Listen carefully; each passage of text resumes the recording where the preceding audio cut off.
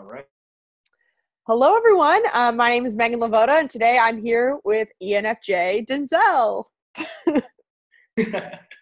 How's it going? So Denzel is an ENFJ. You may recognize him from YouTube. Why don't you introduce yourself really briefly? Sure. So my name is Denzel Mensa.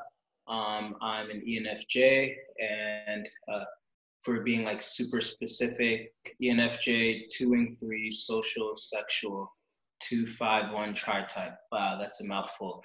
I gotta practice how to spiel Yes. that. For those of you who don't know, I'm also a 2 wing 3, but I'm sexual social. And I have always related with 278, but lately I've been having a couple people try and convince me that I'm a 271. And so I'm actually not sure. You guys tell me. I think for me, and just for me with Enneagram, I relate to the core fear of 8 so much stronger than 1. I don't relate to the core fear of 1.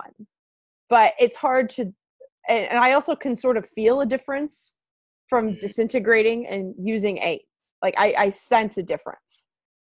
But I don't know. So that my opinion is that I'm a 278, but I'm open to being wrong. Definitely. So I've been like diving, like just literally diving so deep into that, especially recently. I mean, I've been studying it for like the past 3 years, but like this year especially, I've been reading like several books and Beatrice Chestnut's books and everything. And the variance is what really caught my attention because there's so much difference behind it.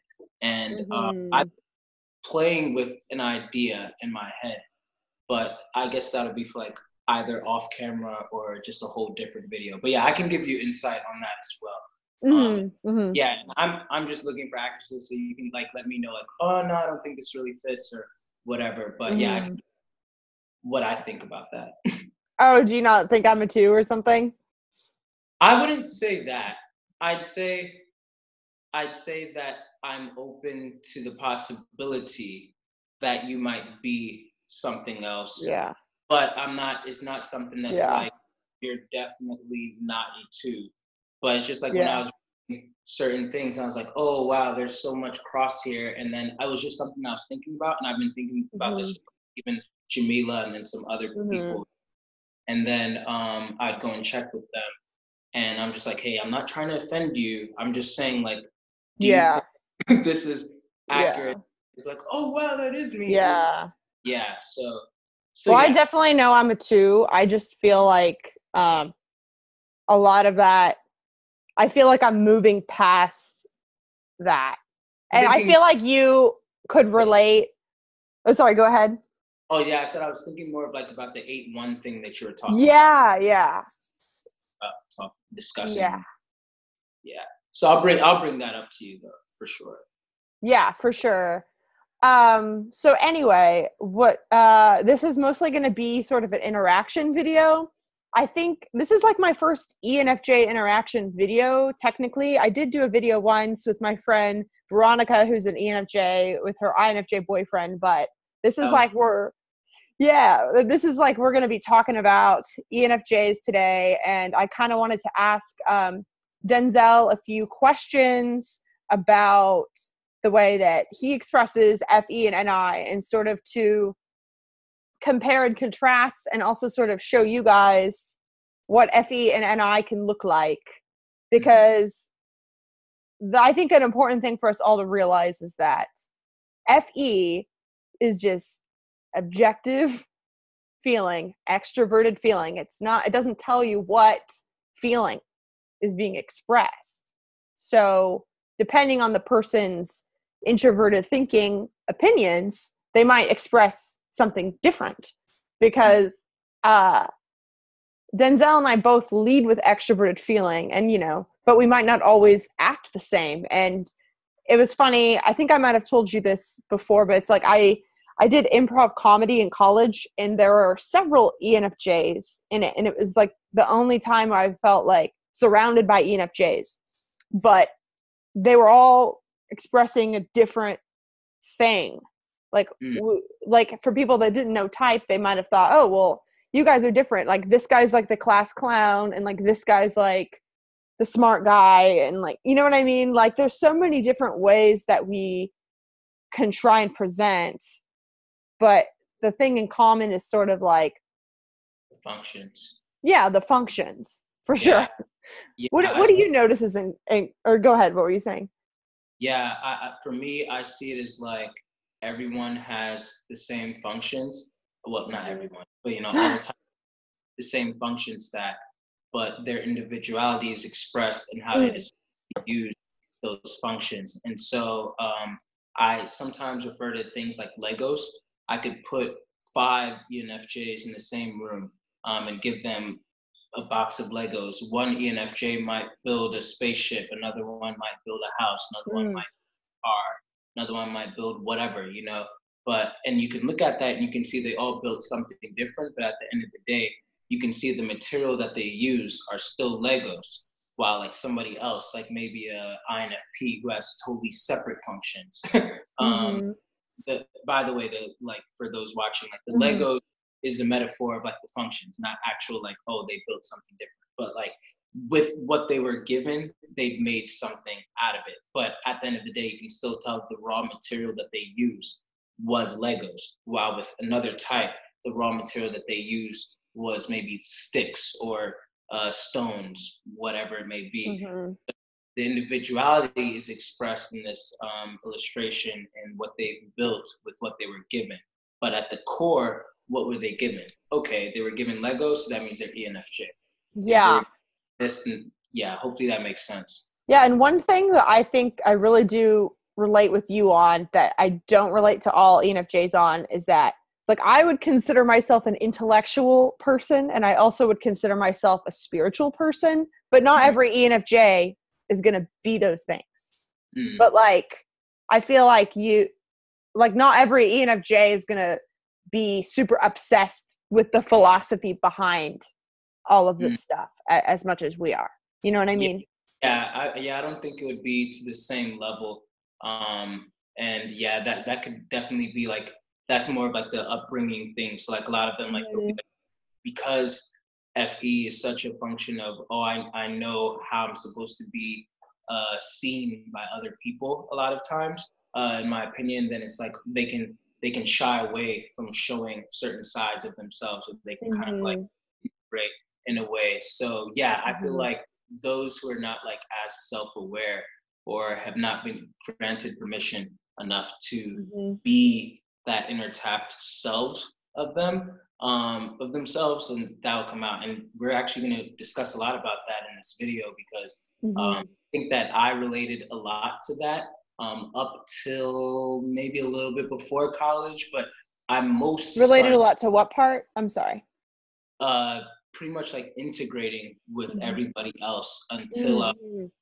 actually like bloom, if that makes sense. So, or Yes. inner, Yes. yeah.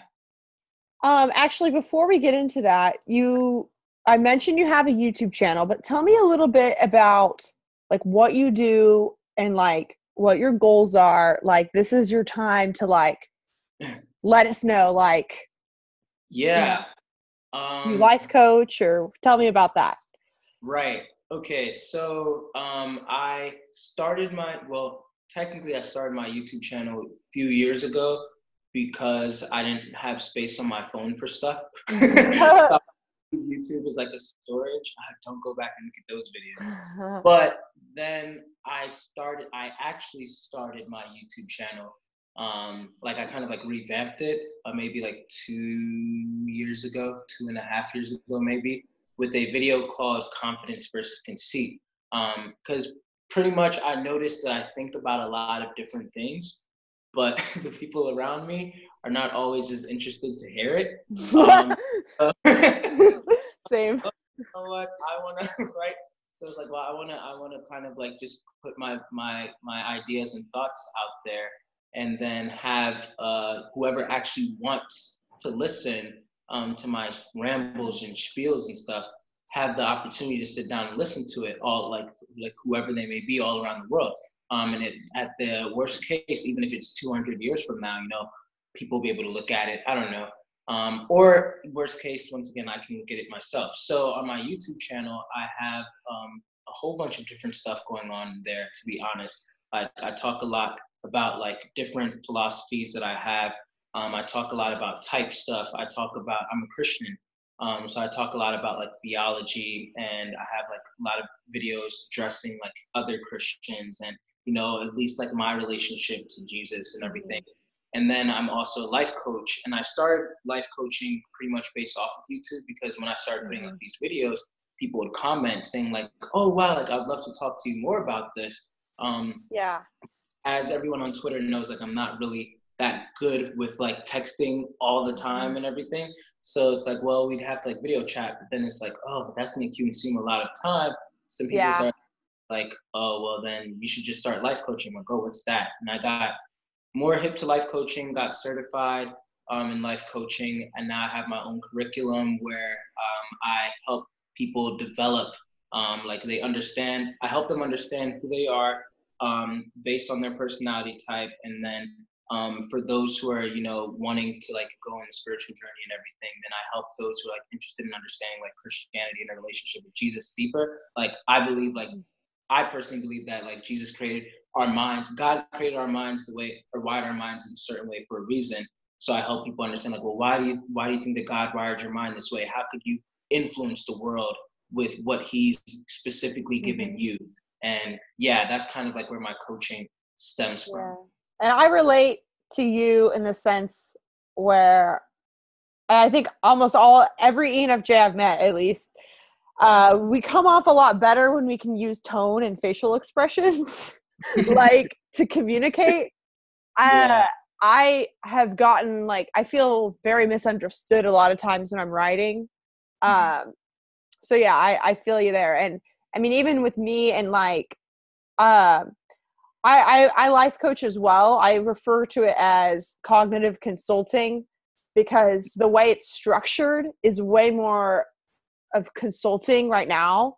I still am a coach, but I refer to it as consulting, at least now, because I don't have a curriculum. It's more, but it's also sort of like just holding space with people, but also like answering their questions and stuff like that. But I feel like for me, it was also one of those things where people wanted to talk to me.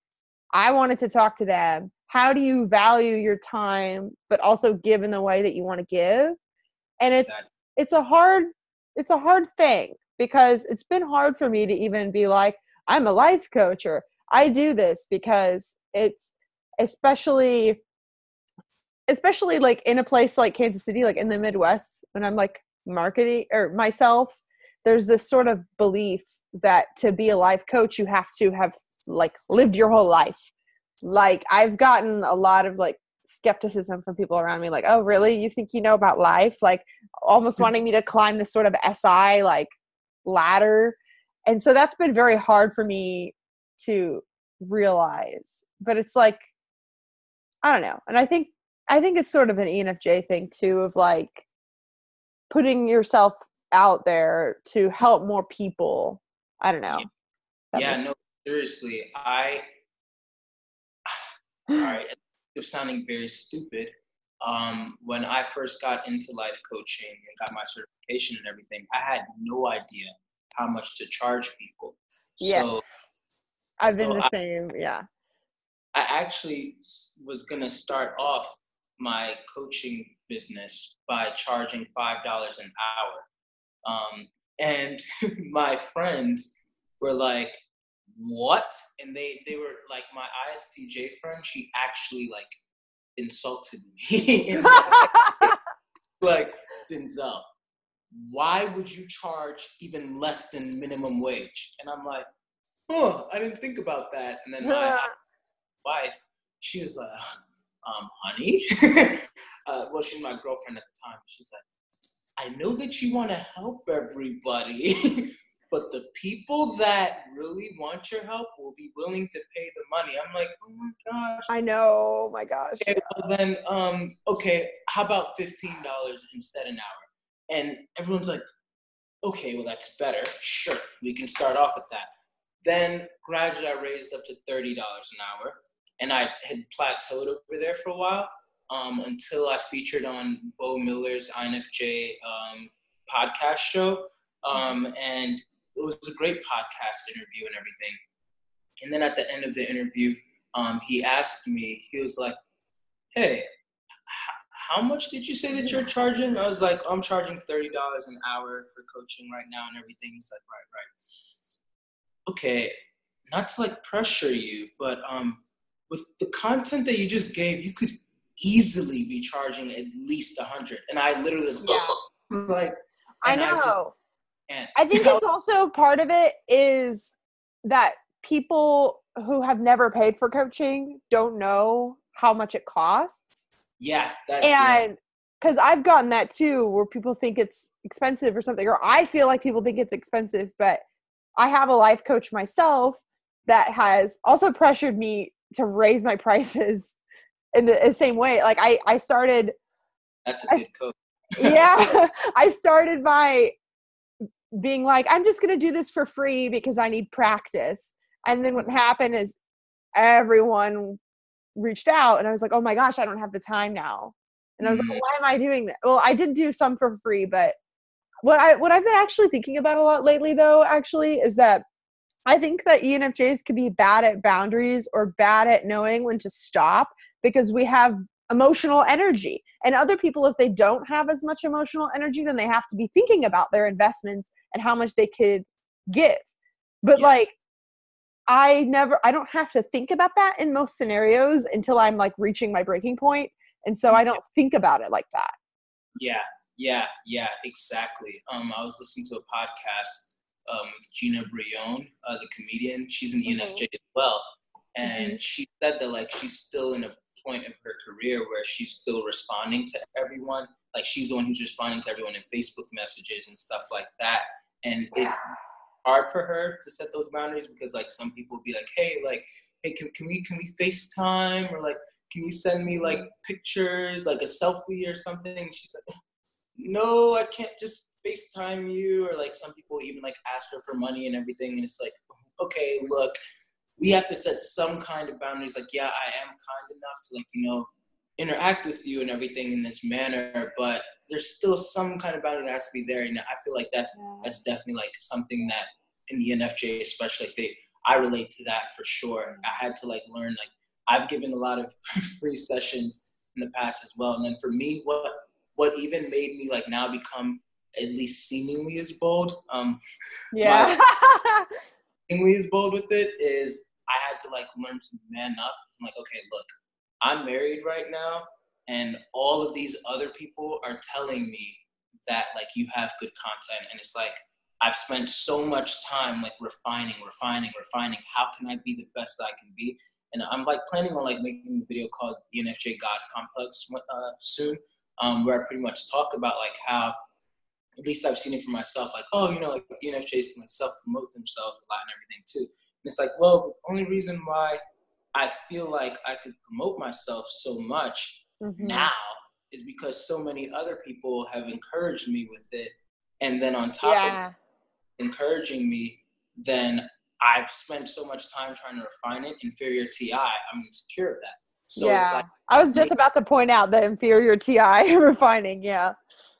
So you make sure that you're right, or at least you make sense, even if you're wrong, so that when you put it out there, then people will at least like it'll still be like quality. So the God complex thing is like, I can't promise that everybody else's stuff is quality, but I know that since I worked on this myself and I know how insecure I am with this thing, then I can promise you that with this, since I made it myself, it's quality. And so I guess that's like where I had to come to with my coaching. Like, look, I have to make money for me and my wife and my future family and all of that. I have to like provide and everything. It's not a time to be a punk and be like, oh, well, I'm not as good. That means I better get good enough. So I think that that's what I had to focus on. And that's helped me. And it's still something, but something that's been hard for me too is that the more I have courage to share, then it's like the comment section calling me a thinker. And it's like, no, I have tried so hard to do this. Okay. Like, it makes me so mad. And like, I wish it didn't make me mad, but like, oh my God. It's like, and so what did you go to school for again? I went to school for communications. Okay. So Yeah. the thing that got me is doing YouTube on the side and then doing marketing and seeing the engagement rates for what I was doing versus the engagement rates for what I was doing for work. And it's just like, oh my God, nobody cares about this, but they for some reason care about me. And I was just like, even if I can get just like a fraction of people, that's more than the eyeballs that are on this like business, or Yeah. it just boggles me. I mean, even when I worked at a it started to hit me. I was working at an online magazine, and a good article would reach like 1,000 views because it was pretty small art. But it was like still making an impact, and people were. If you can convince people that you're making an impact with that, then you can get sponsors and you can, do things. Yeah. And so seeing how that worked, and then seeing that I was making arguably more an impact in some areas, it sort of, I had to grapple with that, Yeah. And I also, I started to get so distracted at work from helping people that I've met online with their problems for free. And I pride myself on being very accessible, but it's also very hard to. Then something else that breaks my heart is like, I got a comment once of someone like, I'm on disability. I can't afford this. Like, I feel comfortable with you. Why aren't you talking to me? Why haven't you responded? Like, you aren't as empathetic as you say. And I don't know how to shut people out like that are asking. And I don't know how to not give. And it's like really hard. But yeah, I relate to that. Yeah. And that's why I was like saying, like, with the free coaching session thing, it's like, dang, on one hand, I need to kind of like live and kind of like bring food for my wife and everything. And, the time that I'm spending coaching and, interacting with this and everything, I should be using for work to get the money to live, Yeah. I really want to help this person and they can't afford my coaching, but I really want to help them. I really want to relate. And I feel like that's always the teeter-totter that like I deal with. Yeah. And I'm still I don't have it all figured out. I'm still like how to, like, what would be the best way to manage things. Like if I have to like think of like, okay, this is college pricing, kind of like Apple Music and Spotify, but they do. Okay, for college students, it's $5, but then for everyone else, it's like $10 a month, like that. Oh, that's a good idea. Yeah, so like I've just been like trying to like think like, okay, how can I get everybody's needs met? Yeah, that's FE, and it's fine. It's trying to problem solve to get everyone's needs met. I think that's the biggest thing. Like with me, it's like I understand it's super idealistic of me. Like you can't always please everyone. But for me, like, I want to, and I feel like if I still at least try to shoot for the moon, then I'll land amongst the stars. Like, okay, in trying to please everyone, I was still at least able to, even if I wasn't able to succeed in pleasing everybody, I was able to save as much collateral damage or whatever as possible. You're able to please more people just by the pure belief and faith that you could change or help. Exactly. So so that's kind of like my life coaching steps that I'm taking right now. Eventually I'll have it figured out. Right now I'm still in the process. Yeah. And another thing that I don't think people realize though about ENFJs is that like this is what we're good at. We're good at helping people. It's not like we just want attention or like want to be seen as super helpy. It's like, I am way better at this. This is the value I have. Like clearly I'm better at this than like other like TE things or whatever. And it's hard to like, for example, the work example, like I was feeling like I had to do things that didn't come naturally to me, but then I was seeing that I had less impact in that area. So it's like when people are seeing your value and they want your FE, it's like, why would I not figure out a way to give them the FE, you know? Exactly. And and that's kind of like what I was relating back to, like Uh-huh. God complex thing, like Mm-hmm. as a Christian, and not to like go Mm-hmm. like super super spiritual and everything, but Mm-hmm. like in our beliefs, the reason why God wants everybody to like worship Him and everything is because, and C.S. Lewis talked about this, like he broke it down in a way that I was like, whoa, that makes so much sense. Is because like God in His mindset, He's like, well, I just know that I'm the best that could be offered to you. Like you want what's best, and just the truth of the matter, not in a conceited way, I am the best for you. And so Yeah. so it's literally like the ultimate win-win situation where it's like, I want to give you what's the best. You want what's the best. So Mm-hmm. I give that to you. So in the same sense, like with coaching, Mm-hmm. if people want my help and if people actually value it, then why not meet their needs by giving it to them? Yeah. Yeah. Yeah, that's kind of like how I see it. Yeah. And it's not like, I mean, to go with like socionics or other views, like we do all use all 8 functions, but this isn't coming from like an FI, like I want to be a life coach. I mean, like I do, but like it's seeing that there's a need, seeing that I'm good at it, and then wanting the need to be met is, I think, more of the FE drive, Yeah, like yeah, at least for me. yeah, exactly. Yeah, I agree with that. Yeah. So that was a really good little talk. I feel like that could be helpful for a lot of people, especially if they're trying, if you're an ENFJ, wanting to start your own business or like something like that, and like feeling like what you value, like isn't worth money or anything, like Mm. consider this me encouraging you to do it. Like, because the world needs you. Yeah, exactly. Um, World needs you. And I That's the totally agree. That's like, if God made you that way for a reason, then like, why would you, like, the universe doesn't make mistakes. And so if you happen to be good at something, then like, why would you not try and do it? You know? yeah.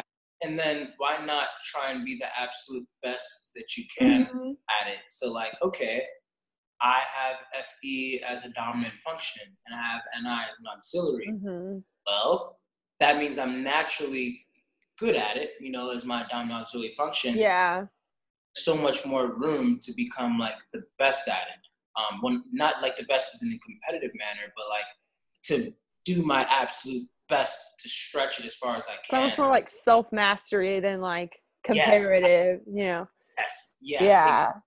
So then I try to like see myself as like, look, I want what I look at myself as like by the end of my lifetime, I want to be able to look at God and tell him like every gift that you've given me, I have I have fervently focused on it and tried to absolutely make the best out of it and do what you've called me to do with it.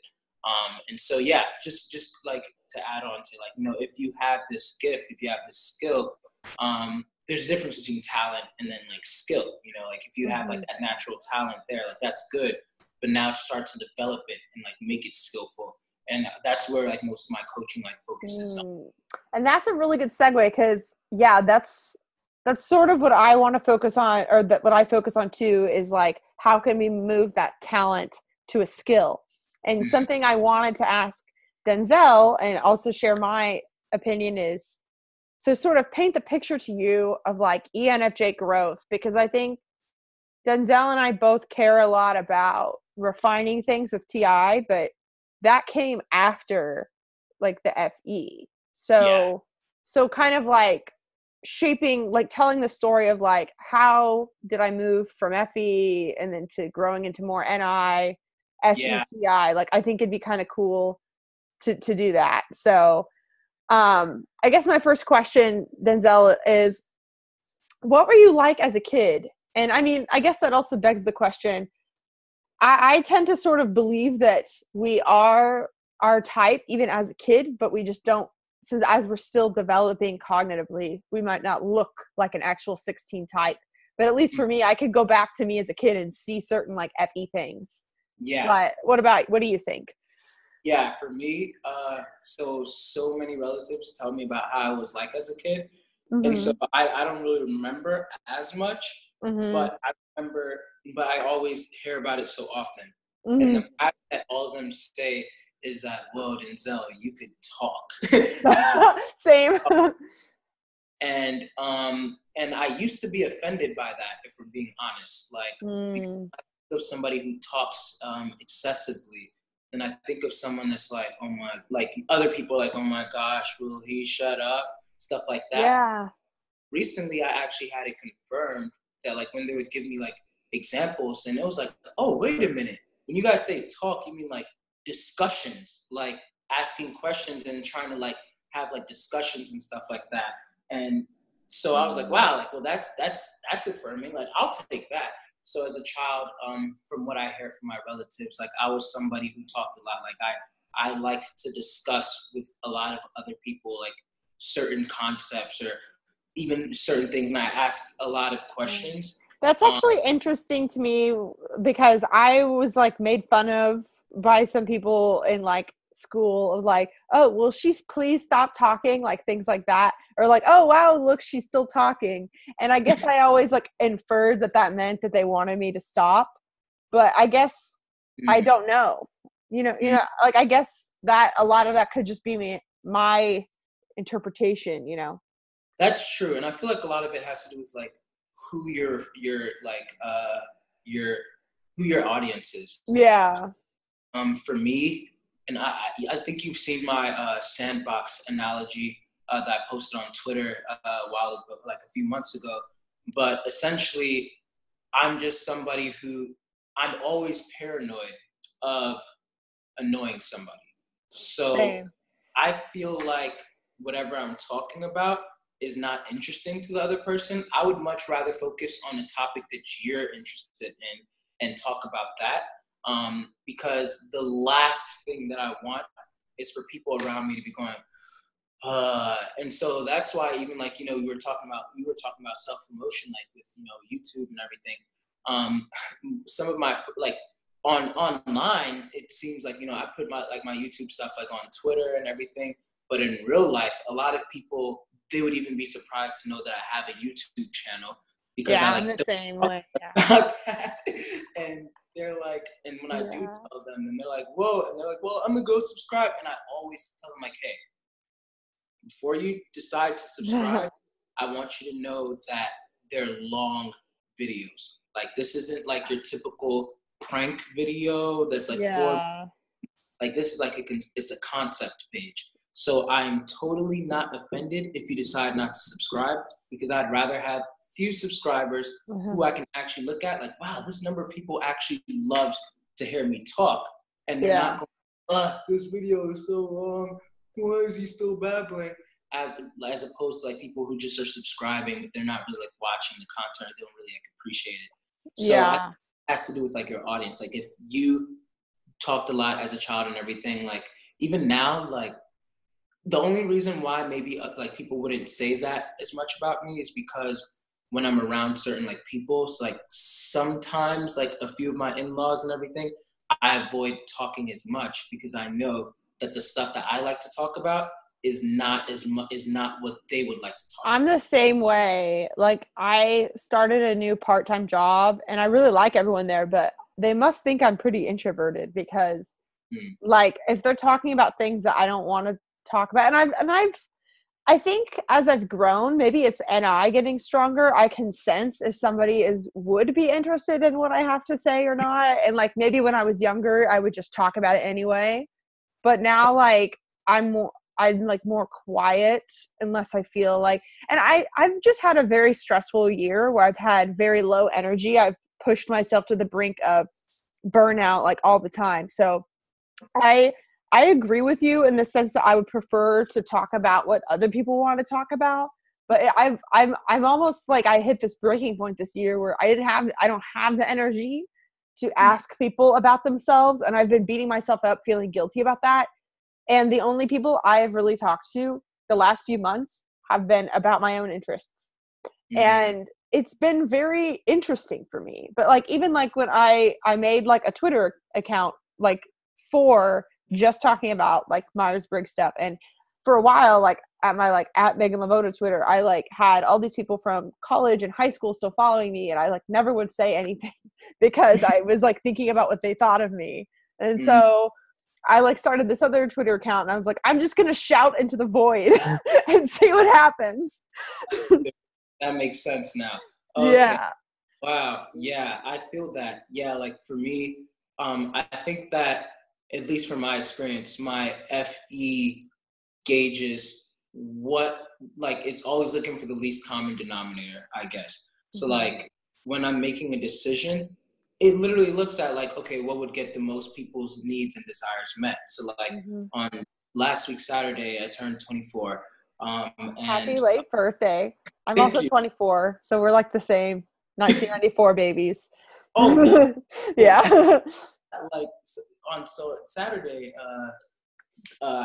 Jamila threw me like a small birthday party and everything, and she had me like pick out like movies like that we could watch at the house.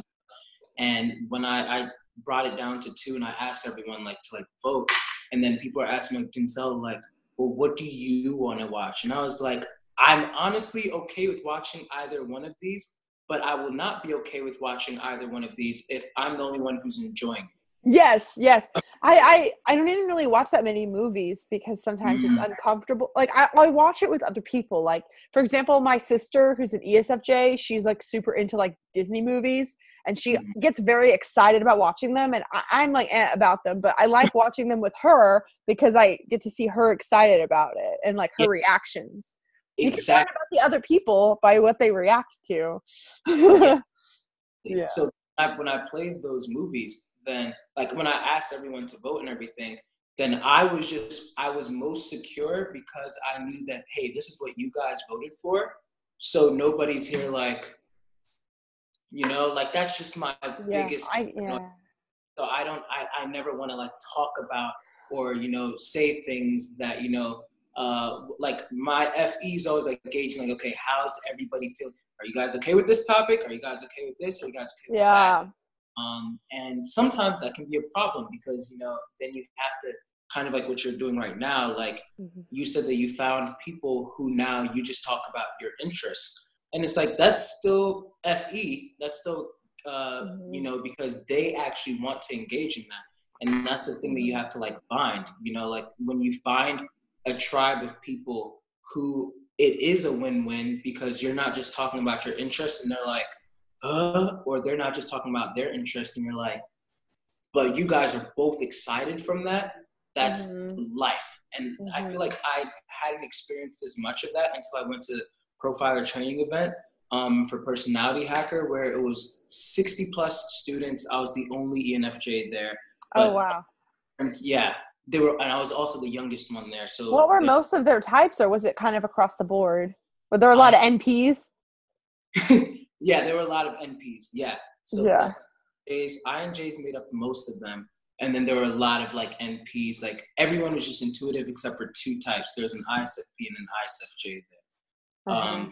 But other than that, like, and I was like the youngest one there. But it was interesting because, I actually felt like when while I'm here, and the funny thing is, I know that like a lot of my real life friends will be watching this video, so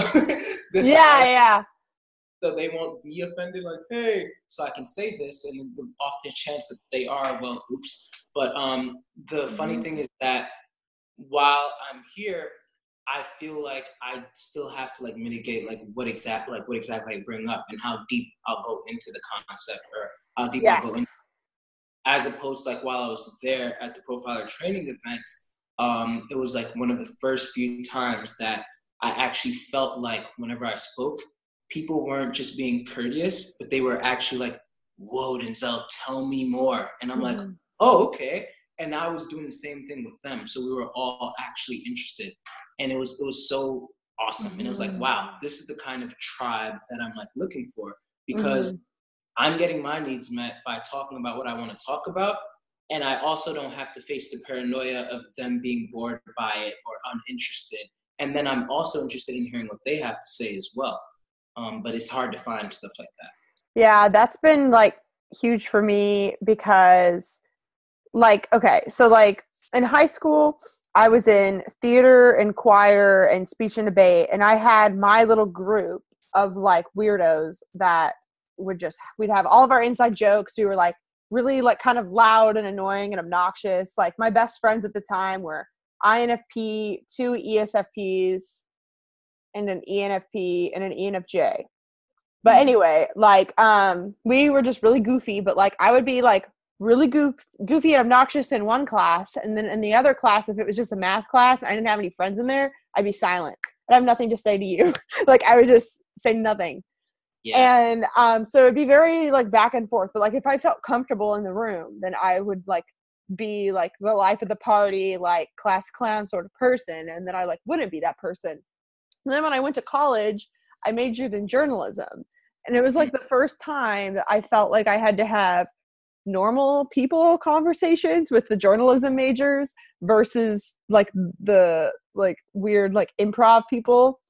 And I felt more comfortable like sort of in college. And then in high school, I sort of had to learn to be like, I would share like more like my political views, or like ask people like about current events, or like, oh, did you read this thing? Like that was like a lot of what journalism people would talk about. But I mean, I kind of found like I fit in that way there. But I definitely developed sort of my TI a little bit more, but I felt like a lot of those conversations, like each person I would take as an opportunity to learn about how somebody else is. And I think that a lot of ENFJs do that. Yeah. But we also can burn out and get to the point where if we aren't asking people for help enough, and we're always asking people how they are, then that can get hard. And like I've been pretty much on top of work and my master's program and trying to build my side business ever since like August. I've been working for like 70 hours a week, like, and just like not had time. And I've just been very like bad SI like the past few months, where like I've been playing phone tag with a lot of my other friends that like I was doing more like a let's talk about something else, let's talk about your interests. And I haven't had the energy to do that because I want to be present with people when I'm with them. I don't want to be in my own world when I'm with people, because I think that's rude. It's actually part of the reason why it's taken me so long to do a video with you. It's because I didn't want to be in my own world. I wanted to be able to get out and engage and ask you about you, you know? Oh yeah. Yeah. No, I feel that. Yeah. It's definitely something like, even with, like small talk, for example, I feel like I don't necessarily enjoy small talk, but one thing that I've learned to do is take grip of it and strategically like maneuver it to deeper conversation. So when people like, okay, so like let's just say one example, like the easiest small talk topic is like, oh, like wow, it's like really nice weather that we're having today, right? Like I really enjoy like I really enjoy how hot it is. I'm like, oh yeah, and then I would probably ask something like, oh, would you say this summer is your favorite season? It's like, oh yeah, it is. Like, and then usually they'd ask me like, how about you? And I'd be like, huh. I'd probably say that it's spring because it symbolizes, and then that's where the now the depth comes in. Like, oh, okay, like, oh, another talk topic, like, oh yeah, well, my favorite color is green. I'm like, oh, okay, well that's nice. Like, yeah, how about you? Well, my favorite color is red because it symbolizes leadership. I always saw the Red Ranger, and now we start going somewhere else with that. Yeah, and I was in a sorority for 1 year, and I really didn't fit in, like, but I tried, and like I would do that. I would like someone would talk about like, oh, I got these shoes, and I would be like, oh, like, isn't it interesting like how fast fashion is like hurting the planet? Or I'll be like, oh, I've been getting really into like wanting to create a vibe of my closet. Like, what do you think? Like, and then they're just like some people would like not want to go like, and so like I'm always trying to feel out like, well, what area or like what topic can we go deeper in? And like, if I have felt out that there isn't really anything I can go deeper in, I want to be a well-rounded person and have something to add no matter what. But oh my gosh, if I get so uncomfortable if I'm in situations where I don't feel like there is anything. Yeah. No, that I feel can. you. For me, I just honestly, like, at that point, that's when I just stopped interacting. Yeah. I like, because for the reason why I always drive it there is because Yeah. I think it's another like FENI thing. So I'm kind Uh-huh. of giving my secrets here, but it's like Hmm. one of three things is gonna happen. Either they will appreciate that now I'm bringing depth into the conversation, and then we will both engage in it. They will get turned off, answer the question, and then leave. So now I don't have to deal with it at all. Yeah. I forgot what the third option is at the moment, but yeah, those are kind of like Yeah. the two. So I kind of like aim for one of those. That way, either we both will not suffer with either choice. I wonder if you being a social extinctual variant makes it easier for you to navigate those sorts of situations, because I feel like it might be sort of my sexual variant, to where the anecdote I described, like in high school, I would be the life of the party or literally saying nothing at all. Like I like can be very, if I don't feel like somebody likes me or something, like I'm not gonna try with them. Like I don't know. Got you. Yeah, It could be maybe that very black part and of. white. Sorry, go ahead. No, I was just saying, like, yeah, I feel like that probably is a big part of it. Like, Uh-huh. reading, I've been reading The Complete Enneagram by Beatrice Chestnut. And when I read about the social two, well, the thing that made me actually get that book, first of all, was she has a podcast, Mm-hmm. a podcast interview where they were interviewing her about her being a two, because she's a two as well, but she's a two self-preservation. And she was talking So about how. foreign to me. Yeah, Because you're exactly. social sexual, right? You're like self-preservation Yeah, blind. Yeah. yeah. So for her, like, I'm just grabbing something, but I'm sure, listening. no problem. Soon I'm gonna grab my phone over there too, just to make sure that everything's okay with other things. But yeah, my so Beatrice Chestnut, she's a self-preservation too, and she said that the instinctual variants can make each type look different, and that was what really drew me in. Like, oh, really? So she talked about the self-preservation. Long story short, self-preservation is like they act very childlike and like innocent and all of that, so that they can get their needs met, because everybody wants to take care of a baby. And then they talk about the sexual too, which is like very seductive. So you would relate to this, like very seductive of different people, and like very like trying to, seduce and charm in a way to get their needs met in that way. And then when she talked about the social too, which is like ambition and like being seen as like the intellectual and blah, blah, blah, then I was like, whoa, like it Yeah. really hit hard for me. So would you say that you require more validation from a social group that you're in than a one-on-one relationship? I would say, Because at least that's one thing for me, is that I definitely require more. My actions will be driven to, so that the people around me that know me will then validate me and then love me more. that makes sense. Yeah. Yeah. I think that for me, yeah, I'm trying to be more universal with it. Yeah. Yeah. The way that I operate is that the more universal that I can be with people, then the more of an influence I'm able to make. That's just how Yes. And as a sexual dominant, if the more universal, then the less likely for my sexual tribe to be able to distinguish me and find me. Which got you. it reminds me of this thing I have that I wanted to show you. I found it.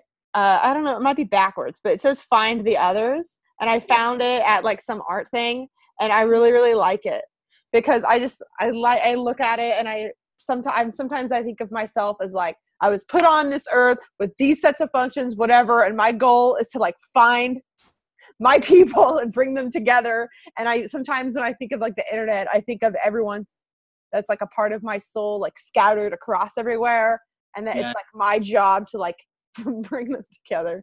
I don't know. So that's very interesting that you say that, Mm-hmm. because for me, I 100% relate to that. Mm-hmm. But for me, I think it's like I guess that's why it makes sense that sexual be it's still a part of me, because Yeah. it's like an auxiliary. So for Mm-hmm. me, it's like what I'm trying to do is I'm trying to be universally uh universal, like whatever Like the word. universally appealing. Like Yes. I feel like you don't. Well, what are your thoughts on being controversial? So okay, that's a good question. My thoughts on being controversial. I will not allow myself. I would. I don't like sound bites. So that's my biggest thing. I'm always okay with being controversial if I know that, number one, I've studied my topic well enough to like actually like back it up very well. Number two, I've understood the other perspectives well enough to be able to at least kind of like, I always like to like show them like that I've walked all the way over to where they are to look at it and be like, huh, okay. And then if I still disagree, then because they saw how much work that I took to come over here, they're like, well, the least I can do is walk over there with him, especially since how can you see what I'm seeing, but you still feel like whatever's over there is better? Well, then let me come over there too. So Yeah. that's my method with that. So that's number two. And then number three is just making sure that the person will actually like, or the people, the group of people will actually hear like all of my stuff out. Because as you know, like I'm very nuanced. So like if I'm gonna explain my thing, it's gonna be like long. Like I'm gonna explain like all of the TI reasoning like behind why it is. And then we were just talking about like, oh, if the person's not like interested, I'm not gonna waste my time throwing it to you, because if anything, it'll be more dangerous. You'll take a quick soundbite from Because it that. takes effort to TI to even Mhm. explain itself. And I think that it's almost like what you're afraid of or talking about with the sound bites.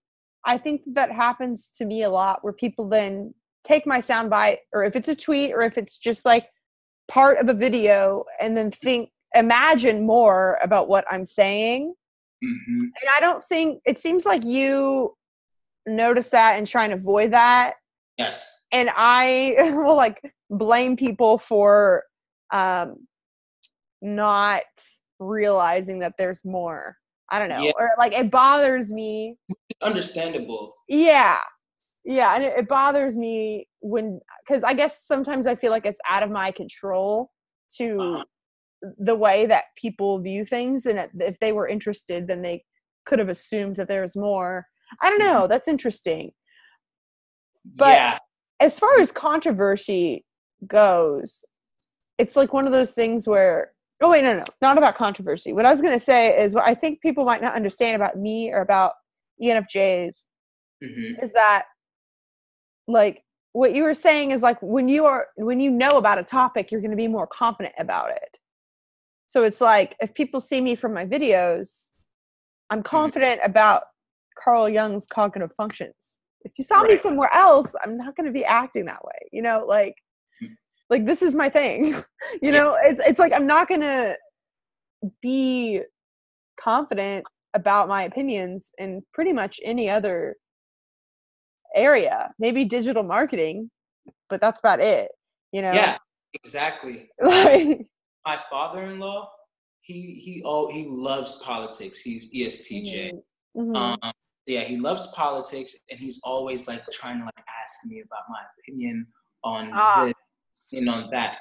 I do not know jack squat about politics, and yeah. I haven't paid attention to politics and stuff like that. So when he asks me my opinion on stuff, I'll honestly just tell him like, honestly, I don't know enough, and I'm so afraid of, because I have such a keen awareness of how one small domino can affect all of society, in my opinion, then it's like, I don't even want to do, this is going to sound controversial, but it's like, I don't even want to vote if I feel Mhm, like I'm going to make the wrong vote.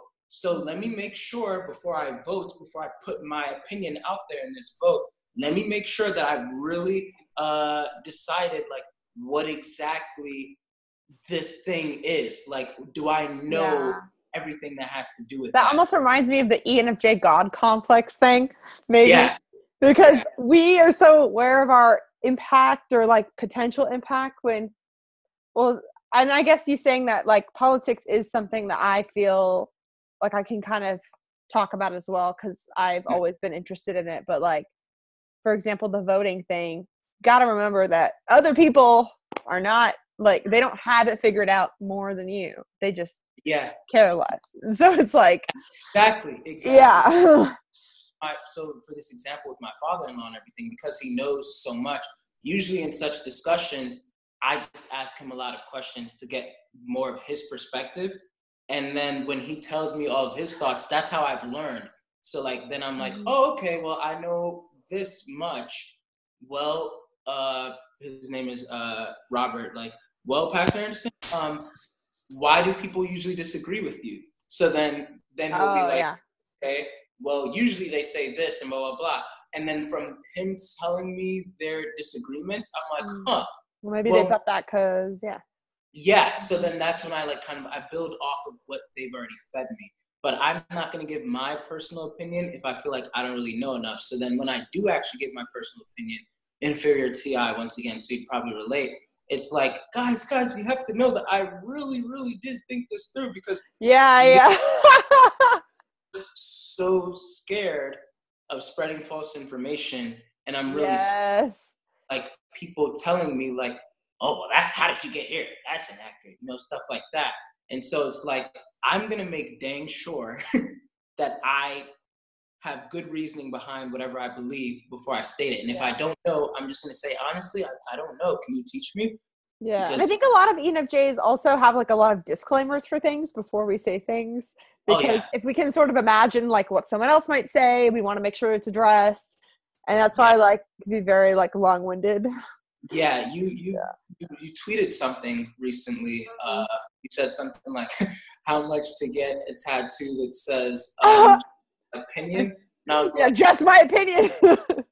Yeah, but then at the same time, it's like, so I would always definitely put that disclaimer, just my opinion. And I always say that. And I always, if I would put another tattoo probably like on my sleeve, something saying like, you're more than welcome to give me yours. Disagree. Yes. So like for me, I always, and I think that's just like my number one thing. Like a lot of people like to debate, and that's cool with them. But when I was in debate class, I took debate. Yeah. True story. It was my birthday, so this was last year. And this debate, specific debate, it was like I was like our final or something, and we had to like engage 3 times. And then whenever you stood up for the thing, the whole class had to debate against you for some reason. Like, why would that be such a thing? And the reason I didn't want to do debate is because I didn't ever want to fight for the side that I thought was wrong. Yeah. And so when I would like say my thing, like when I would try to like do that, I just wanted my 3 turns for my participation points. So whenever I'd come in and just add mine, then everybody in the class, there were like a lot of NTs in there, like, well, blah, blah, blah. And I just felt like boom, boom, boom. And then I kid you not, I just said to everyone, I yelled it. I was like, guys, I'm just trying to graduate, okay? I got silent. I got a B+ on that thing, but I don't like the aggressiveness that comes with it, because it's like, it's almost like, even though you're attacking the idea, people for me, think it's about them. It's like, can you at least just see how I got there? So for me, instead of debating, it's like, hey, let's discuss. Let's sit down. Everyone talk gently. Like, oh, Denzel, let me see your work. Like, oh, you came to this conclusion? Well, how did you get there? Oh, well, let me show you, Charles. I did this, blah, blah, blah. Now, you still have a different conclusion? Okay. Oh, Denzel, that's where we disagree because of this. Okay, well, let me understand that. And then I feel like that's my idea of like, okay, now we're coming to agreement. I also think that me, especially when talking to other ENFJs, but with other people as well, like sometimes it's not a debate, it's a heated discussion, but other people interpret it as a debate, or like, and it depends on everyone's points of view, because sometimes if there's one person in the conversation or in the room that's uncomfortable, then all of a sudden it's not great. But like, for example, my friend Crystal, who's an ENFP, we have like heated discussions all the time. But we never take it personally from each other because we know each other. But like, if you didn't know me or something, it might not look that way. But like, I'm never, and I made a video once where I was saying, ENFJs, when we're arguing, we are not trying to change your mind. And I pretty much was talking about how most of my like arguments or whatever, I'm just trying to explain my point of view. Mm-hmm. Yeah. And I don't really care if other people take on my point of view or if they have a different point of view. But what I don't like is when people want to change my point of view. Like, I'm totally cool with just like, let's have a discussion. Like, why did you think that? Why did I think this? Like, let's talk about it. Like, enjoy, even if it gets heated, like I enjoy that like a lot. Like even, and I appreciate when people openly disagree with me because I like respect them for like the guts that takes. I just like, gosh, what was I gonna say? I forget, but yeah. Okay, yeah. Well then, so how would you define heated discussion? I think I get passionate about the things that I'm talking about. Oh, I know what I was going to say earlier is that nothing grinds my gears more than like me saying an opinion and then people not giving me constructive criticism based on what I said. But then they'll critique either how I said it or like something else. And then they'll say that I can't take criticism. And this happens a lot on my like channel where I'll like make a conclusion and then people will say things like, I mean, I got a comment the other day where I was asking a question about ISTPs saying that I don't understand them. And somebody who was an ISTP said, I'm too lazy to answer the question. Like this girl's annoying or something. Like, okay, like whatever. But like whenever people are like criticizing me but not giving me constructive criticism based on what I said, it really bothers me because I am so open to criticism. And then I always beat myself up wondering like, what did I do to make it seem like I'm not open to criticism? I just like would rather my actual idea be criticized, you know? Got you. Yeah. I think I remember that. And for me, so like, I think for me, the reason why I would definitely say that, like, so that's why I was asking, like, what is your definition of heated discussion? Because for me, the moment that it seems like, you know, like that, then it's like, whoa, when did the volume start rising? Like, yeah, my volume is always up. Like, but it's never not. I've never like, I don't know. I perceive that as like, oh shoot, this person is getting defensive. I just triggered the person.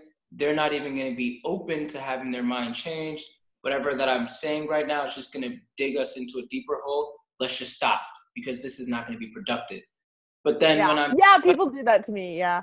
But then when I'm just like maybe like with my friend David, then our discussions, I wouldn't say that they're heated, but they're, and I wouldn't even like passionate and heated could probably be synonymous.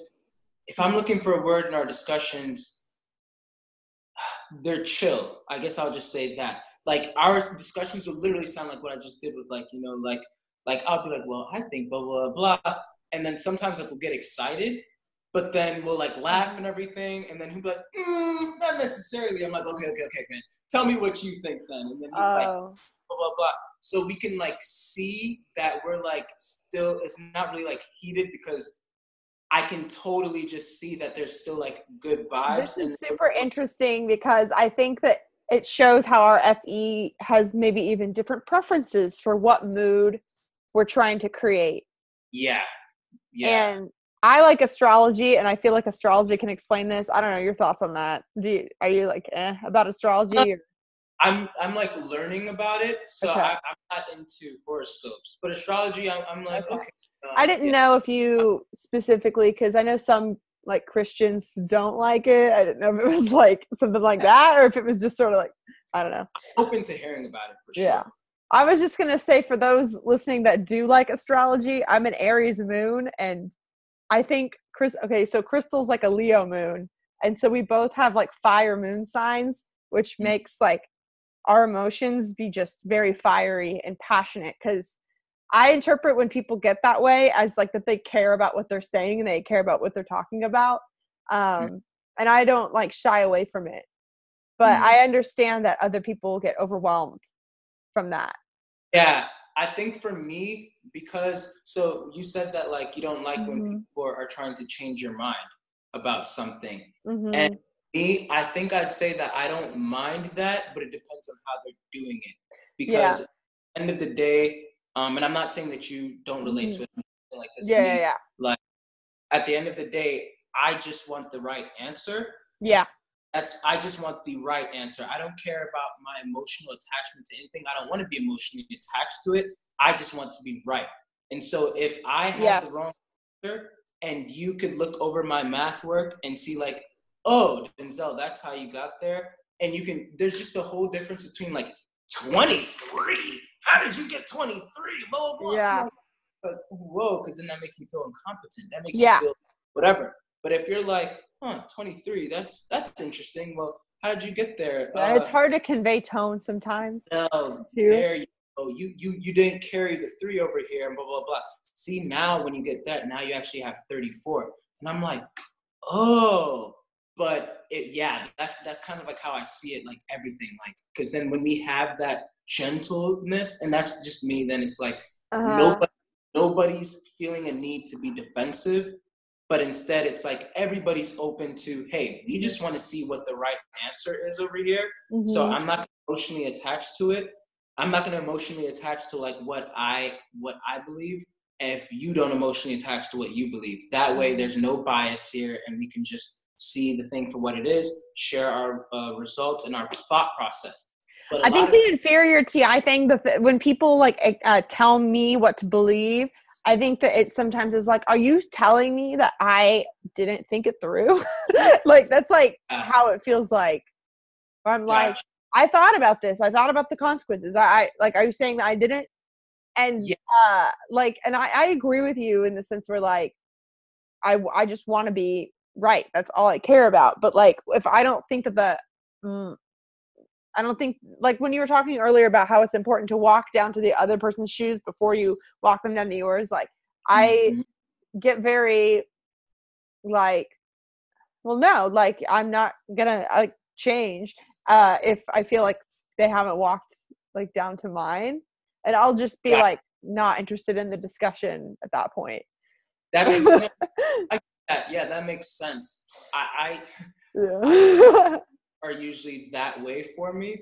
And I even had one ISTJ, like I told her one time, I was like, hey, so I'm always walking over to your perspective and I'm like seeing it. And there have been times where like, because it always seems like she's trying to like one up me, like, and she just wants me to say like Denzel, like. So I've told her like I don't have a pride issue. So I've told her like, hey, you were right. I was wrong. I've gotten so used to just telling her that, as long as like now I have the right answer, so that she doesn't think that like I'm stubborn in my opinion. But once I told her like, hey, I feel like I always walk over to see your perspective and everything. And I've admit times like when I was wrong, but times when I was actually right, you've never made the energy to come and see my perspective. And she was like, well, you're an ENFJ, right? Isn't that your whole? And I think I don't have that, so I don't have to do it. Okay, well, that's how it works. Another thing within. Oh, sorry. Go ahead. Oh yeah, well, I was just saying, like, I feel like a lot of people like they can operate like that, like, oh well, Denzel, I'm so used to you just walking down. Like, I take the lead with that to go and see, because I naturally think that, hey, if I take lead and I'm humble enough to come and show you that, even if it's 5 miles away, I will walk and I will see. And I do this with religions and stuff too. Like, I've learned about Muslim and Buddhism and all of that, and I don't tell them like, that's what you're seeing. This is stupid. I don't. My objective is not to offend, as in like, I don't want to make people become defensive, because the moment they become defensive, they become stubborn, and then they're not open to even changing their mind, even if it's the right answer, because it's like, well, now I'm gonna lose face. While with me, it's like, okay, I want everyone to know I'm open to having my answer changed. Just at least take the time to look at how I got here. Yeah. And I if think you it's have, important to know too, though, that the walking down to other views and stuff like that, it does take emotional energy, and ENFJs are very skilled at it. But if a person's going through something, either mental health issues or a lot of pressure, it becomes harder to do that. And that's something that I've had to think about in like my friends, and also beating myself up less when I haven't had the energy to do that as much, and realizing like, because you're right, it's often the ENFJ's job to do that because other people won't think to do it. Where I've had to sort of be like, you know what? Doesn't have to be my job every time. Like, I want to do it. I will do it. I like doing it, but I don't like how it's always expected on me sometimes. But I think it's because we value it. Yeah. You know? If other people don't value it, then why should we expect them to do it? Yeah. And I agree with that, actually. Yeah. And I think that's where like I've been like leaning more towards, like, that's why it's like, well, then no, I'm just not going to share this with you at all, because I already know how this is going to go. I'm going to come around and look at your side, and I'm going to see where you're coming from. And then you'll refuse to take the ride back to come see my side. And so then this is going to be like not productive. You already expect this from me. But usually when I go to see the other person's side, it's for one of two reasons. Either so that I can now be convinced, or so that I can show them like, hey, I'm humble enough to like allow myself to be proven wrong. So you should come, and now like I took lead. Can you like reciprocate and come see my side, humble yourself and come see my side in that sense? And then we could both understand. And I think like, so from what I understand, personality hacker, they talk a lot about NI and everything. And I believe that the functions have several different faces. Like, you know, SE is not just force, but it's also like being in tune with your body. And then it's also seeing things for like empirically for what it is and stuff like that. So NI, it's not just symbolism, but it's also perspectives, like getting into another person's mind and understanding like their worldview and everything. And so for what, with at least with personality hacker, the way that they've been like coaching and like helping NI users to grow is by understanding, like, I think like from their perspective, from their perspective, the healthier the NI user, the easier it is for them to walk around and see that point of view. And they naturally just jump into the other person's perspective. And that's why I think for ENFJs, it's so like natural for us and it's expected of us, because and it does suck, just like what I said about this ISTJ friend, that like she's like, oh well, that's your job. But it's like, well, okay, even if I do take lead with it, I don't mind taking lead as long as you're willing to come to see mine. And I think it's important for us also to be choosier about when and who and where we wish to invest those things. Exactly. And because if someone's not appreciative, yes. Then, and that's when I don't just share. That's when I refuse to share my opinion.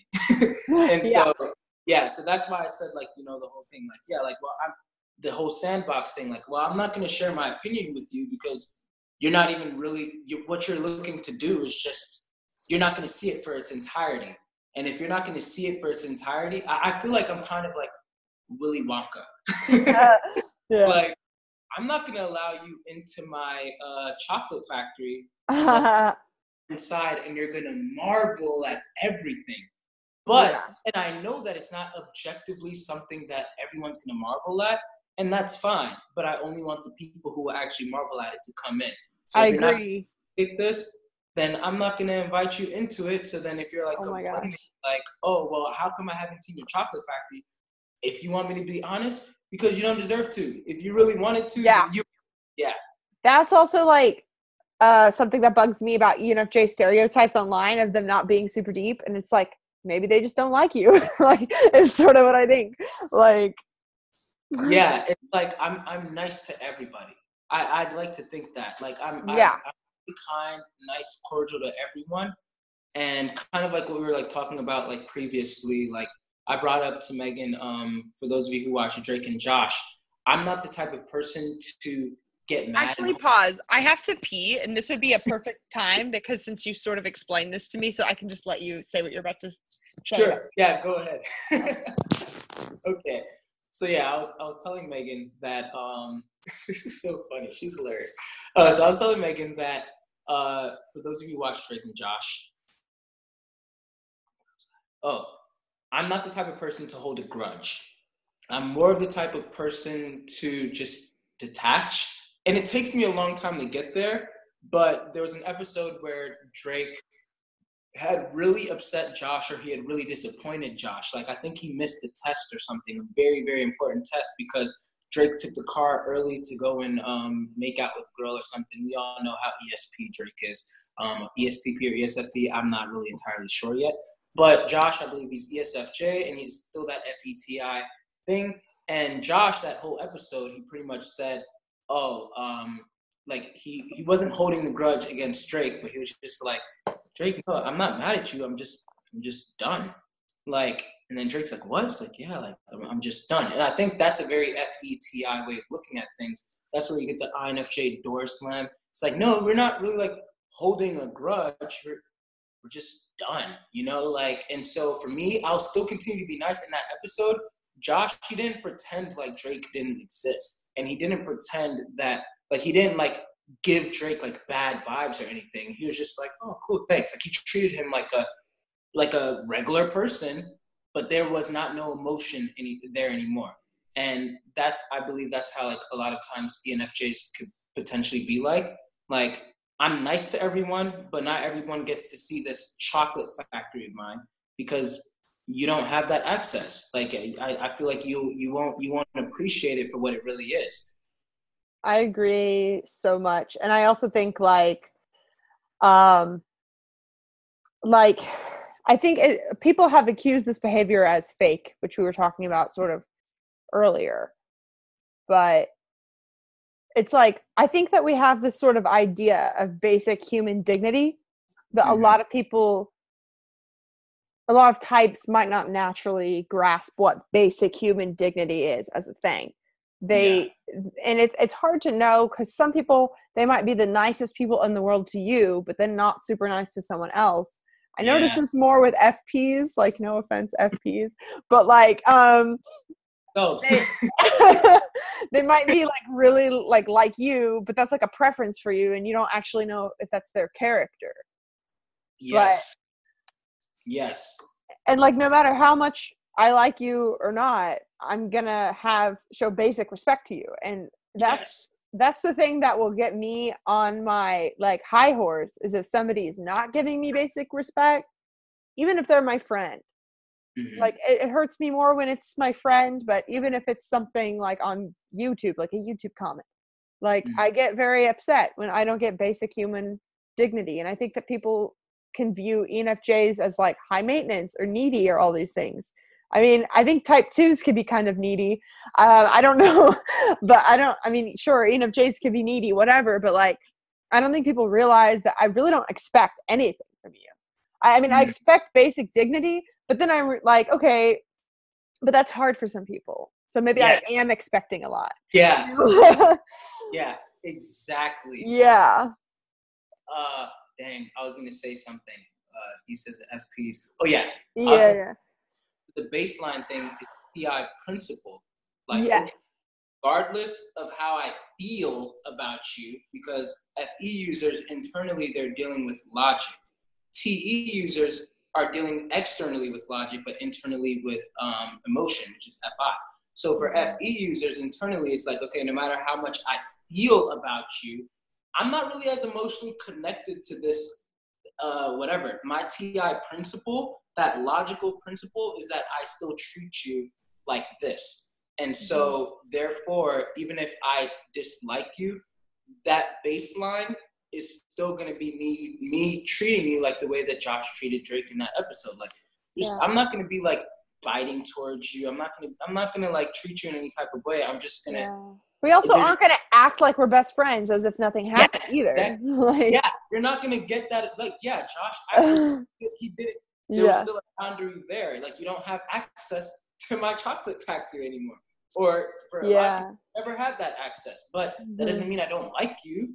It just means or sometimes it does mean that I don't like you. Yeah. But regardless, the end note is that there's still that baseline TI principle that's there. And I think one of the things that best depicts this is Michael Pierce's video on the quadras. When he was talking about the beta quadra, which is the NFJs and STPs, he said that he had this like thought bubble thing where like the beta member can think in their head, wow, this person is an idiot.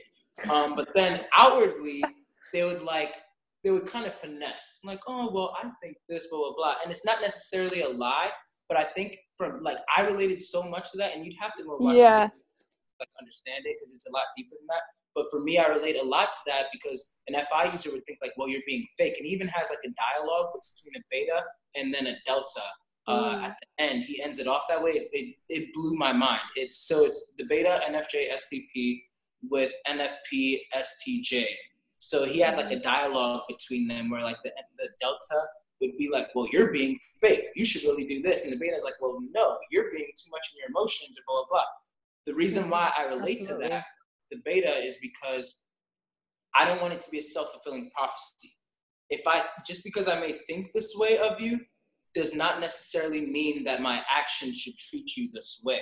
That's how. It doesn't mean that I'm right about you either, you know, like, because I think also like TI, since it's subjective, we know how subjective these things are, which, okay, this actually reminds me, I have trouble understanding hierarchies, or like people will like assume hierarchies onto me or be like, oh, you think you're better than me. Like, no, I don't, you know, like, and I think I realize that like even if I'm doing the thing where if I'm thinking, oh, they're being stupid right now or something like that, I don't think that that's accurate. I don't think that that's a hierarchy. I think that they are likely thinking the same about me, and that it's just a matter of perspective.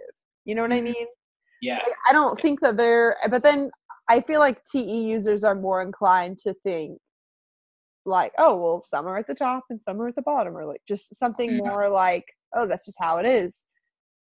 But another thing I was going to say though earlier is it really bugs me too when people say, oh, well, they're just having a bad day, or, oh, I'm just having a bad day. Like, I get it and I have empathy for it, but like, I've had bad days before, and it has not made it okay for me to act like that. You know what I mean? Like, I don't know. No, I totally get that. I made a video called "Get a Grip." Yeah, and it's literally like me going like this, like in the thing. Yeah. I believe that for me, if I'm having a bad day, very, very few people, one of them being my wife, would be able to tell. And even then, it's still like kind of difficult for her to tell at times.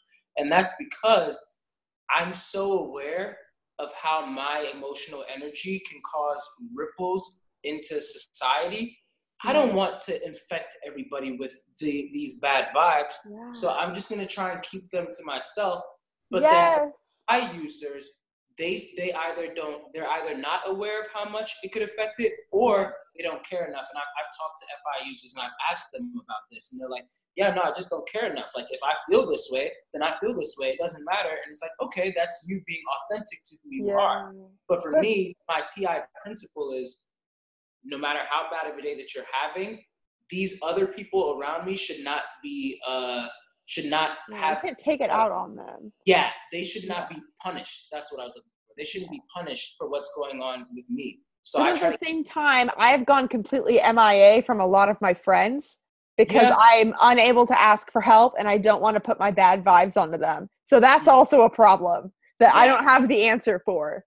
Yeah. But I think FI users know that can like rely on or lean on their friends in a way that I don't know how, because I just know if I'm going to be irritable, or if I'm not going to be able to be curious, or if I'm not going to be able to be as good of a listener, then I don't want to put myself out there. So and on your friend group.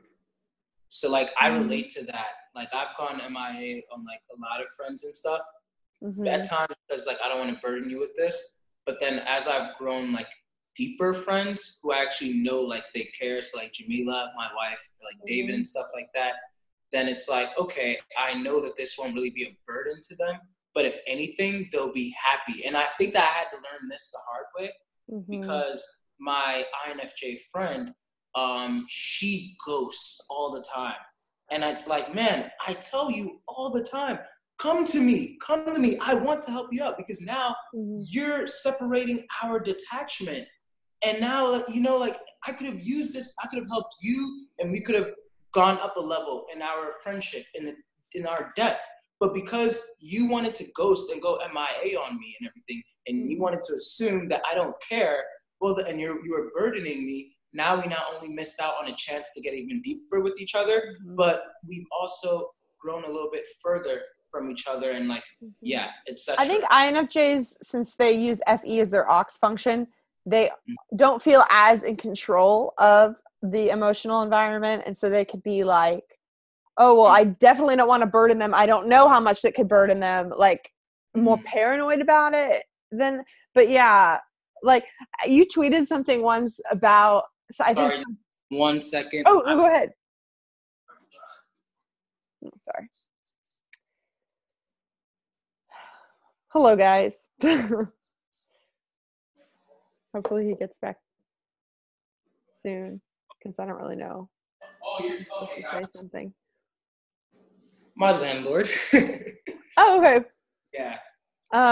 We can wrap this up in a few minutes, if you'd like. However long it goes. Oh, I was thinking maybe even if we could post it and then like be on the comments like later. That makes sense. I don't know if you would be available later tonight, but I was thinking. Yeah, I think that for later tonight. So I know that it's in about an hour and a half, I'm supposed to be performing a spoken word at a church. The reason why I was like texting during our no, it's fine. Was because the person was gonna come pick me up at 5:15, so that would be like right now. I actually thought that was them, but I told them like, hey, yo, it's okay. I'll just take a lift because this is fun. I like this. And I'll just take the lift to get there later. But I guess that does mean that we won't be able to do your interview yet. But we could either do it later tonight if you're available, or we could do it tomorrow or whenever. Yeah, I could be free sometime like next week. But okay, cool. Let's can you talk for 5 more minutes and then? Oh yeah, I can still talk. Yeah, like I don't have to be there until 6:30. Right now it's 5:15. Okay. So yeah. Well then maybe we'll talk for a few more minutes and then discuss the logistics just like once I stop recording. Does that sound good? Sure. Okay. Yeah. Gosh, what was I even saying? We were just talking about. Hold on, let me retrace. This is another NI thing, by the way. Always forgetting like what I was just saying. I noticed you do that too. You were just telling. Oh man, where are we just at with that?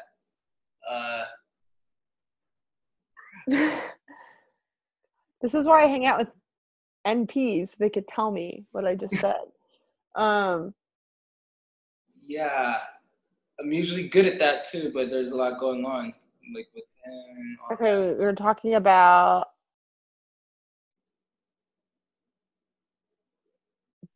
We were off the topic of debating. We were sort of going to. I know one thing I was going to say, but it wasn't.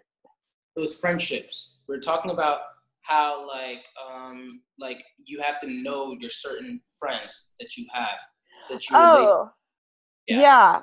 I was gonna. You tweeted something recently about how you now are like having super deep conversations with people you've met like online more. Yeah. And I remember thinking so much about that later, thinking that like I think that the internet really helps people find more authentic friendships where you can feel like how you felt at the personality hacker thing every day. Right. You know what I mean? Yes. And I feel like I'm in that process where I've had to realize that me being MIA for certain friends, we've been sort of doing that to each other. It wasn't me being bad. It's just sometimes you grow apart from people. And I feel like the more, if I trust my like FI or whatever, then it's like better things could come of it. Like better friends come in, other things happen. Like, I've been trying to realize I don't always have to force myself to be the one to go out there. And like, I always have to tell myself, well, they could have reached out too. So, you know what I mean? Like, cause I always am sort of in control of feeling like I have to reach out and stuff like that. Yeah. Yeah. I get that. Yeah. Yeah. And I think that's just the thing with me, to be honest. Yeah. I feel like that's something I've been working on that. Yeah. Yeah. My inclination is always to be like, wow, I knew I should have known better. That like I should have been the one to do that, kind of like what we were talking about earlier with the ISTJ. Like, well, it's just expected of me, and it's like, you know what, dang, like with whom much is given, much is required. Like so it's like, well, I mean, they don't know better than to be this way. So for me, I often think that way, but at the same time, it's like that can also put a lot of burden on me. So that can make me think like that can make me not allow people to they get used to me always being the scapegoat and be like, dang, you're right, it is my fault and blah blah blah, when in actuality it's like, wait, no, you have a part in this as well.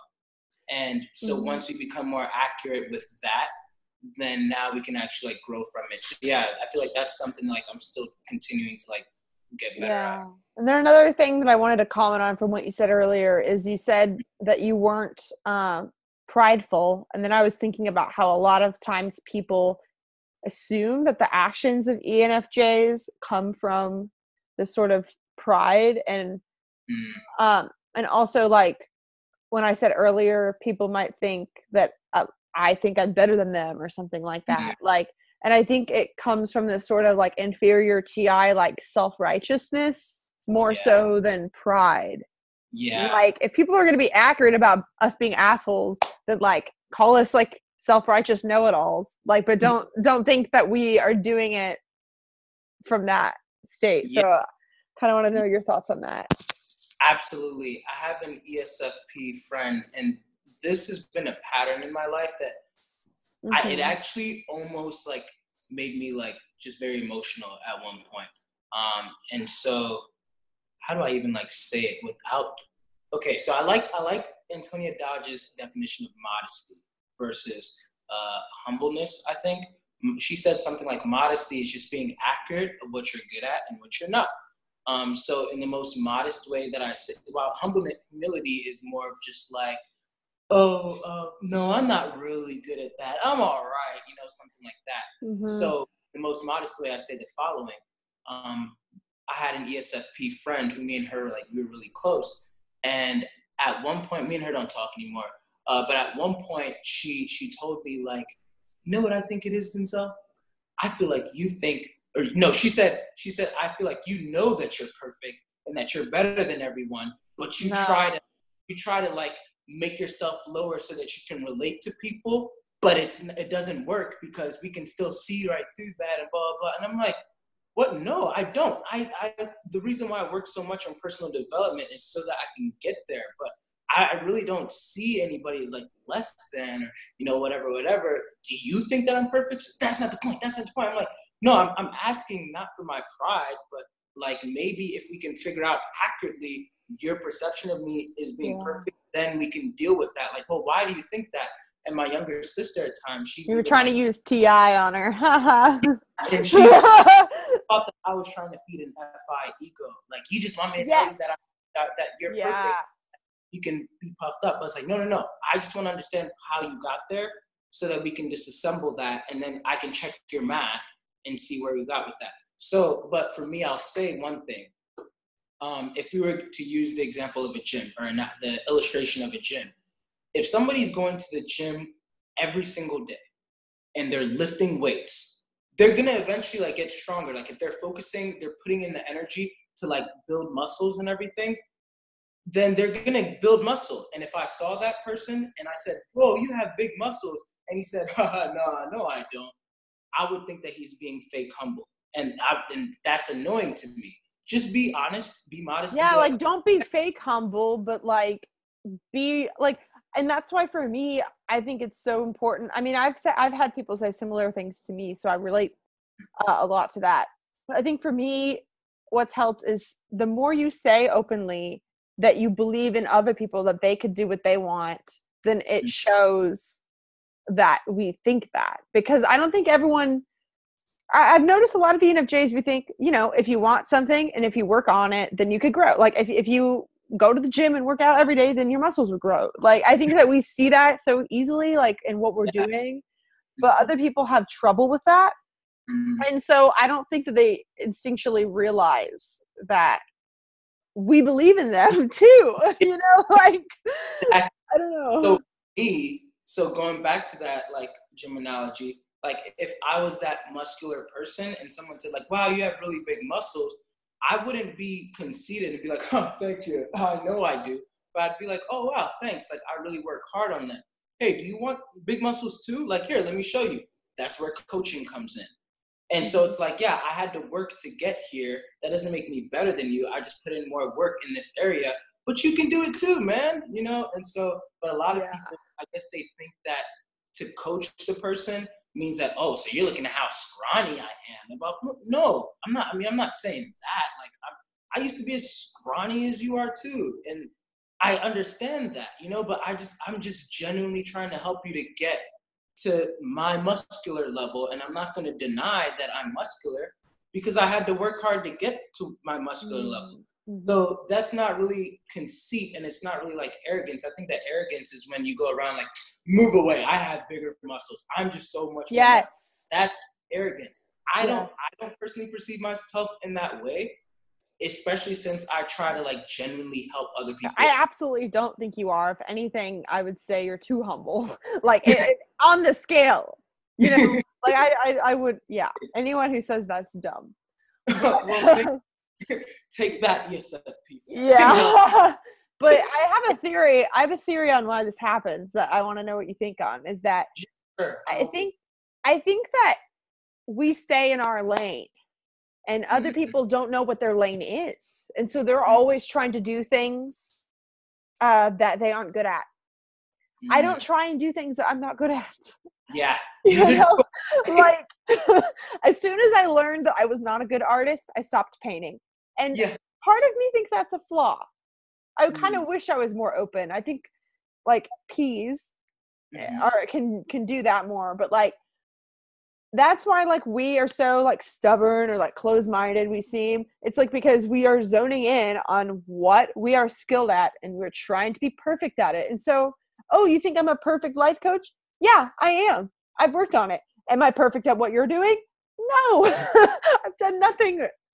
You know, that was like, that's yeah. Just like, and I think that we were talking about that at the beginning as well, like with the politics thing. Yeah.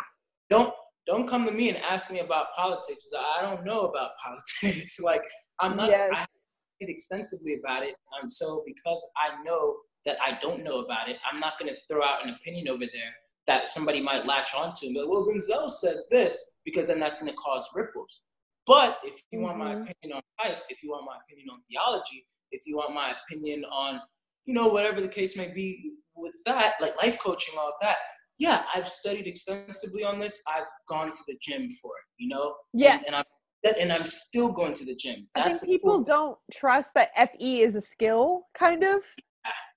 Yeah. You know, but I always think of like that there's an emotional body or something that you can work out. That's how, you know? Yeah, that's exactly how I think of it. Like, I'm just always in that gym. I'm always in that gym. And even in real life, like, so making it to a literal example, there are people when I go to the actual physical gym, I see them, they're jacked. And it's like, even people like Dwayne Johnson, The Rock, he's jacked. And it's like, dude, you still work out? Why do you work out? Well, you have to maintain that, you know? Yeah. But it's the same thing when we're speaking it metaphorically. You have to be able to maintain that knowledge. You can't plateau. So, of course, I'm going to continue to go to the gym. Yeah, we're still learning.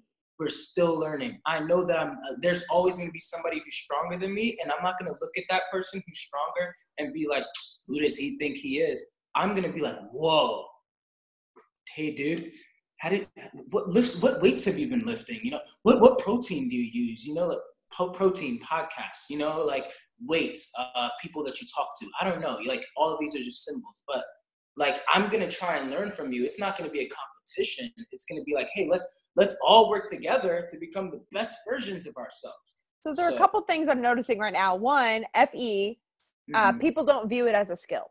In society in general, I think that people assume you're either likable or not, or you're charismatic or you're not. They don't realize that we've done work to get there, like in a way. I mean, like it's our dominant function, yeah, but it's like what you were talking earlier about like talent or like skill. Yes. Not every ENFJ is going to be super well liked with a big group of friends or whatever. Like they have FE, but like I almost feel like people with like worse FE might resent like some of the things my FE has been able to get me. As opposed, it's like I feel like most people view logic or thinking as more of a skill, as like, oh, well, you studied really hard or something. But I don't think that emotion is treated with the same respect. So I think that's part of it. I think, yeah, I 100% agree with that. But then another thing with NI that I want to mention is the staying in our lane. We don't look at all the possibilities that we're trying to do. Like we're only doing one thing. Like, and so that's why we're the best at it. Yeah. And I think that a lot of us want to be the best at something, or like we care about being experts more than like a jack of all trades. Yeah. And like there's nothing wrong with being a jack of all trades. You just can't compare yourself to us when 24/7 I'm putting effort into one thing where you're putting less time into each thing, you know? Yeah, exactly. So yeah, if I'm working out my arm, like hopefully nobody would just work out one arm and then not work out the rest of their body, but just for the sake of this illustration, if I'm working on this arm so much, it's just going to be natural where like, you know, somebody else, like, I don't know, they maybe work on a leg. This was a bad illustration, but you know what I mean? Like I always do metaphors with working out, so I love it. You're good at what you're good at. I'm good at what I'm good at. And that doesn't make either of us better than each other. But where you focus on, that's where you're going to grow at. And so let's instead learn to respect each other from that. And that's why, like, back to my father-in-law, I know that he's really good with politics. And so when I am with him, I get into his sandbox and it's like, well, this is a great man who's really good at his craft. He's if we're going to the muscular area, he's very muscular when it comes to politics. Well, dude, teach me some of the stuff, like show me some of the weights that you lift, show me some of your routines, your blah, blah, blah. Like I want to, that way, if I ever decide to go into politics, I know how to do this. Like, because I have tips from you. Will I be as strong as you are? Probably not, because the energy that you put into that is the energy that I put into my own thing. But at the end of the day, at least I know who to go to when I need help with that, or how to get started to get there. Another metaphor that you can do with working out, though, is like those people with like really big muscles. Why do they keep going? Not only do they need to maintain, but they always say that if you go to the gym for a while, you learn to love it. You learn to love the stress of it, the challenge. And I think it's so important for people to find what is that thing that they enjoy the challenge. But I always say that obstacles and challenges never go away. They just always get more complex, I think. And they're also more about the things that you care about. Like, it's like, I also think of life sometimes as a way of choosing which problems do you want to have, which problems do you enjoy solving. And, you know, I think the most successful people that come to my mind that I'd want to emulate, they're solving the problems that I would want to solve, like these global problems of how do we get people to get along or something. Like that's their problem, as opposed to how am I going to pay the bills or something. But I think sometimes your life could be like, once you get past the problems of knowing how to pay the bills, then you get past like you know, relationship problem, or like it's life. If you keep working at what you want to do, then you can just upgrade to levels of more complex problems. Because, like, for example, like someone like, are you familiar with Brene Brown? Yes. Okay. Yeah. Like, that's like an example of someone that I think of that I might want to emulate a similar career. So if I look at that, she has problems.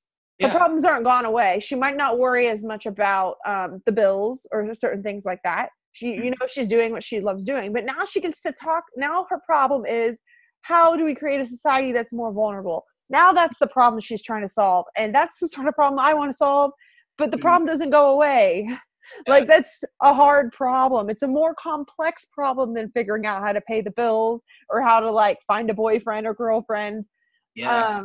But it's just as hard. And so I'm not like, I think some people, particularly people that don't value TI, try and eliminate problems or think that they're not there or certain things like that. Or they might view me as being naive, thinking that there aren't going to be problems, but I know there are going to be problems. I just want to be in control of which problems like I want.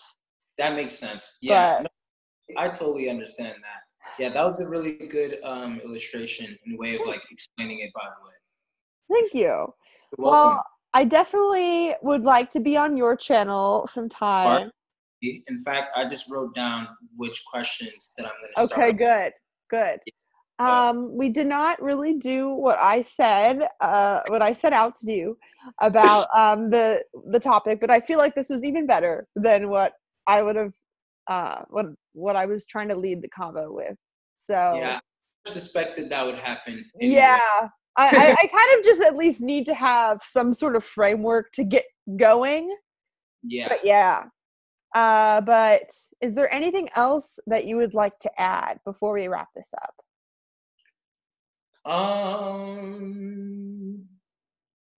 Subscribe to Denzel. That'd be nice. But if they're watching your videos, and I guess they can take, we both make kind of like lengthy videos. So you guys, if they got to the end of this video, chances are right. You guys have passed the test, and you can. That's another thing I do where I like won't. I'm like afraid to share like or like, what am I trying to say? I'm afraid to sell or pitch anything until it's the end of the video because because I'm like, if you're crazy enough to be watching this, then you're crazy enough to like this. You know what I mean? Yeah, precisely. Yeah. But yeah, I think just to like top it all off, we at the end of the day, we just want to better understand everyone, and we better want people to understand us. And we don't want to create defensiveness, just like you were just talking about. Like, how can people become more vulnerable? Well, when they're less defensive. And so we want to create a space where people can become vulnerable by giving them every reason not to be defensive. And from my perspective, it's like, all right, so let's focus on what usually triggers people to become defensive. And let's find ways on how to like solve that. And I think that just comes down to like misinterpretation of or misunderstanding of intention at times. But at the end of the day, just know that it's not really like coming from like maybe like a super prideful, self-righteous type of pride, but just like a genuine willingness to make the world a better place. Yeah, and I think just what you said really demonstrates like the inferior TI as well, because you aren't wanting to create this emotional environment to make people feel good right now. Yeah. Like, that'd be great if they do. But at least for me, it's like, I can't force you to see the NI that I see and to want to get on board with that journey. Yeah. But it's like, when ENFJs are like pushy or like whatever we're doing, like super passionate about something, it's like, or I guess what I'm thinking of is the whole idea of like trigger warnings or like trying to like make everyone okay, or like the being like politically correct, like things like that. Like, it's not, I think when FE is trying to create a good emotional environment, it is because our TI knows that like, oh, this is not conducive to harmony. It's not the same as like, oh, I want you to feel good right now. It's thinking like this element of your feeling is not going to fit like harmony in the long term. You know what I mean? Yes. Like when you described like defensiveness, I saw that was your NI and TI zeroing in on a certain thing. Yeah. that Yeah. you don't think is helpful to Yeah. harmony.